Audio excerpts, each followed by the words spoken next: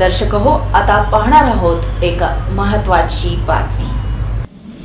सेवानिवृत्त पोलीस उपअधीक्षक आणि शिवचरित्रकार मुसा खान यांचं सोमवारी वृद्धापकाळानं निधन झालं। मृत्यू समयी ते 82 वर्षांचे होते। पोलीस खात्यामध्ये असून देखील इतिहास संशोधन करून सामाजिक सलोखा निर्माण करण्यात पुढाकार घेण्यासाठी शिवछत्रपतींचा इतिहास संशोधन करून उर्दू, हिंदी आणि मराठीत त्यांनी लेखन केलं। ते उर्दू, हिंदी, इंग्रजी बरोबर फारसी भाषेचे अभ्यासक होते।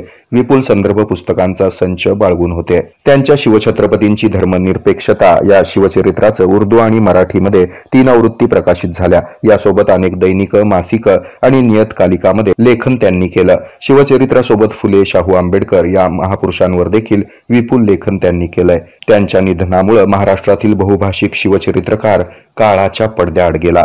मंगळवारी 12 ऑगस्ट रोजी सकाळी 10 वाजता सोलापुरातील मोदी पोलीस चौकीजवळील त्यांच्या घरापासून अंत्ययात्रा निघून मोदी स्मशानभूमीमध्ये त्यांचा दफनविधी करण्यात आला। हे आहे मेट्रोकास्ट केबल नेटवर्क आणि आपण पाहत आहात द न्यूज प्लस बरच काही।